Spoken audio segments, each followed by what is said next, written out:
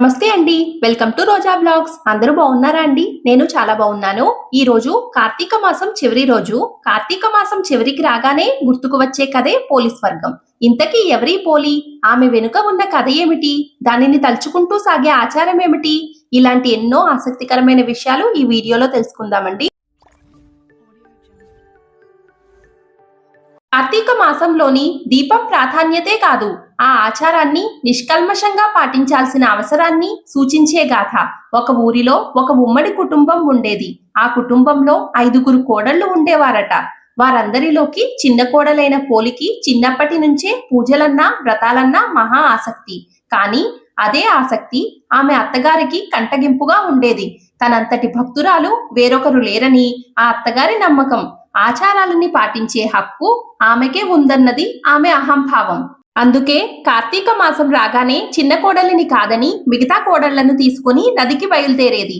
అక్కడ తన కోడళ్లతో కలిసి చక్కగా నదీ స్నానం చేసి దీపాలను వెలిగించుకుని వచ్చేది. ఈలోగా కోడలు ఎక్కడ దీపం పెడుతుందోనన్న అనుమానంతో దీపం పెట్టేందుకు కావలసిన సామగ్రి ఏదీ ఇంట్లో లేకుండా జాగ్రత్త పడి మరీ బయలుదేరేది అత్తగారు. కార్తీక మాసంలో పోలి దీపం పెట్టకుండా ఉండేందుకు అత్తగారు చేసే ప్రయత్నాలు సాగనే లేదు. పెరట్లో ఉన్న పత్తి చెట్టు నుంచి కాసింత పత్తిని తీసుకొని దానితో వత్తిని చేసేది పోలి. దానికి కవ్వానికి ఉన్న వెన్నని రాసి దీపాన్ని వెలిగించేది. ఆ దీపం కూడా ఎవరికీ కనిపించకుండా ఉండేందుకు దాని మీద బుట్టని బోర్లించేది. ఇలా కార్తీక మాసమంతా నిర్విఘ్నంగా దీపాలను వెలిగించేది పోలి. చివరికి అమావాస్య రోజు రానే వచ్చింది. కార్తీక మాసం చివరి రోజు కాబట్టి ఆ రోజు కూడా నదీ స్నానం చేసి ఘనంగా కార్తీక దీపాలను వదిలేందుకు అత్తగారు బయలుదేరింది. వెళుతూ వెళుతూ పోలి ఆ రోజు కూడా దీపాలను పెట్టే తీరిక లేకుండా ఇంటి పనులన్నీ అప్పగించి మరీ వెళ్ళింది. కానీ పోలి ఎప్పటిలాగే ఇంటి పనులను చకాచకా ముగించేసుకుని కార్తీక దీపాన్ని వెలిగించుకుంది. ఎన్ని అవాంతరాలు వచ్చినా, ఎంత కష్టసాధ్యమైనా కూడా ధర్మాచరణ చేసిన పోలిని చూసి దేవదూతలకు ముచ్చట వేసింది. వెంటనే ఆమెను బొందితో స్వర్గానికి తీసుకెళ్లేందుకు విమానం దివి నుండి దిగి వచ్చింది. అప్పుడే ఇంటికి చేరుకుంటున్న అత్తగారు, ఆమె కోడళ్లు ఆ విమానాన్ని చూసి అది తమ కోసమే వచ్చిందనుకుని మురిసిపోయారు.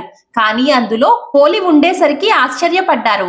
ఎలాగైనా ఆమెతో పాటుగా తాము కూడా స్వర్గానికి వెళ్లాలనుకునే ఆత్రంతో పోలి కాళ్ళని పట్టుకుని వేలాడే ప్రయత్నం చేసినా ఉపయోగం లేకపోయింది. విమానంలోని దేవదూతలు పోలికి మాత్రమే స్వర్గానికి చేరుకునేంతటి నిష్కలమైన మనసు ఉందని చెబుతూ వారిని కిందకు దించేశారు. ఈ నేపథ్యంలో తెలుగునాట స్త్రీలంతా పోలిని తలుచుకుంటూ అమావాస్య రోజు ఉదయాన్నే అరటి డొప్పలలో వత్తులను వెలిగించి నీటిలో వదులుతారు. ఇలా వదిలిన అరటి దీపాలను చూసుకుంటూ పోలిని తలుచుకుంటారు. కార్తీక మాసంలో ఏ రోజు దీపాన్ని వెలిగించలేకపోయినా కూడా ఈ రోజు 30 వత్తులను వెలిగించి నీటిలో వదిలితే మాసమంతా దీపారాధన చేసిన పుణ్యం వస్తుందని చెబుతారు.